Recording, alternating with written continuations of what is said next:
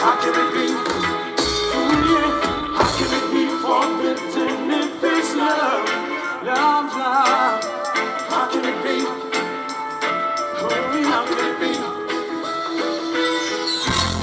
When I look into the mirror, I see someone who's like never be the same again.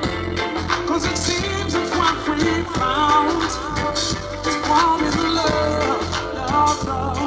And the question we are within. We grew up listening to their music for many, many years. So many favorites, so many classics. The artists sitting next to me right now, they are legendary. The group, the famous group coming out of Jamaica called Third World. Gentlemen, welcome to Sound Chat. Respect.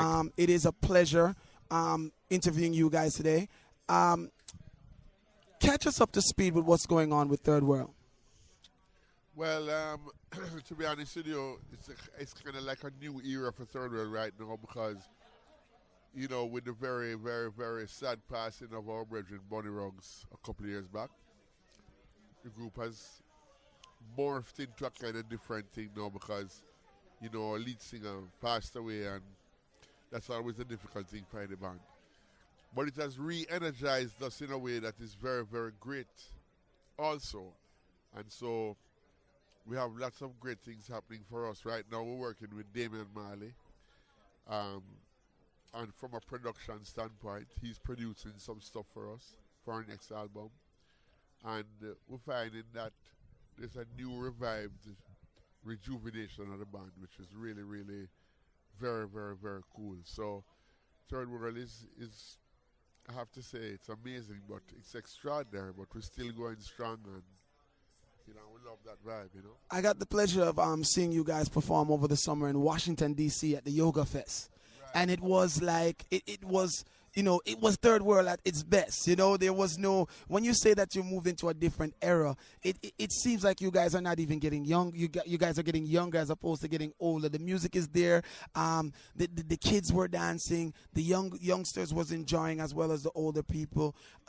And again, you know, where are we going? Are we doing new albums now? Are we still touring the world? What is Third World up to now? Hey, we're still doing that. You know, we've been together for 42 years. Wow. And we're on a reggae cruise here, which is exceptional. This is one of the biggest and bashest party on the planet I've ever seen.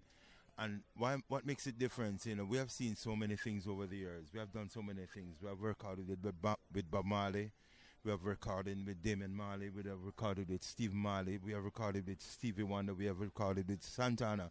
And I could go on forever. Right. But you know what makes this one so different is that I had breakfast with Barrington Levy this morning. We don't often get to do that. You know, you come on together and you do a concert performance. 2 months ago, several weeks ago, we performed in South Florida with Barrington Levy. And we see him backstage and we say, hello, what go on? Everything nice, you know.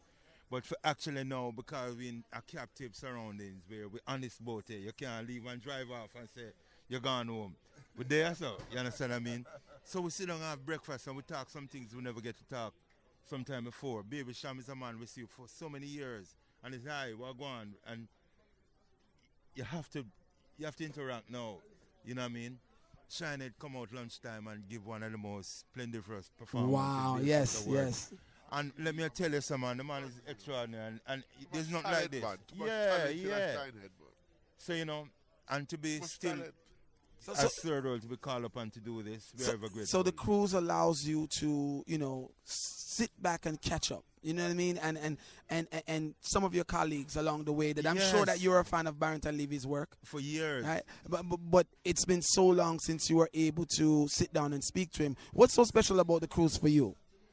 Well, very similar to what Richard has said. I mean, I think Richard capped it in a really, really, really great way. I mean, you know, it's exceptional to be here and not be able to, you know, to not. It's a funny thing. I mean, I walk past people on this cruise, and usually they would stop and say, hey, Cat, do something for me, or take a picture of them. But they leave me alone because they know that we're one on the cruise. You know what I mean? And then every now and then, one might say, boy, I had dinner right beside you last night, but I'm just taking a picture of you today. So you get into this thing where you're, you know, it's like a village, and you live with everybody for the days that you cruise. It's a very special vibe.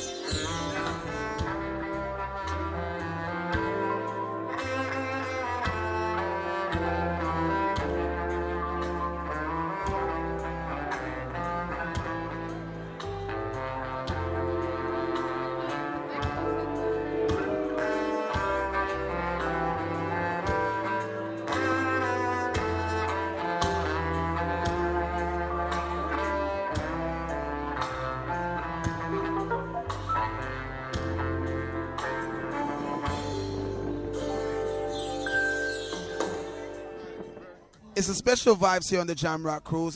You know, you guys has been 40 years, 40 plus in the industry. I have to ask you, as the ambassadors of the music, how do you feel about the music today? Well, tremendous, because I watched Damon Marley's show, the entire thing.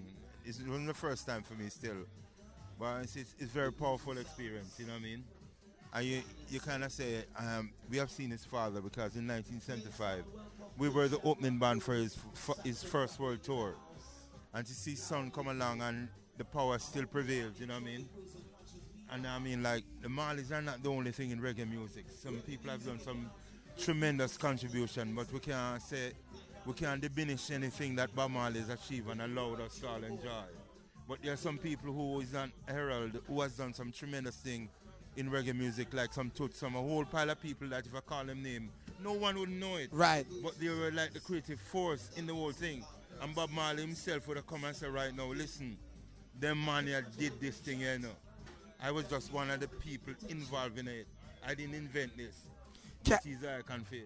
Cat, how do you feel? Has the message changed in the music? Is the message still strong? What are you feeling about the content that's coming out as far as reggae is concerned?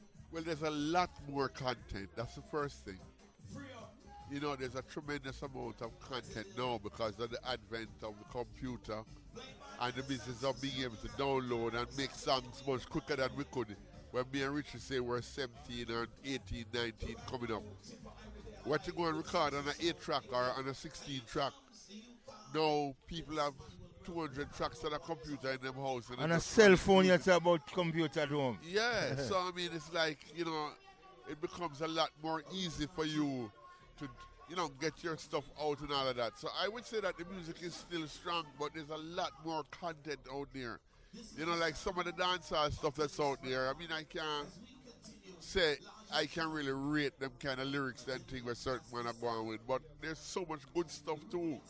In dancehall, there's a tremendous amount of great music. As for one drop on reggae, one drop them call it now, whole heap of music, whole heap of great music. So I think the music is doing very well.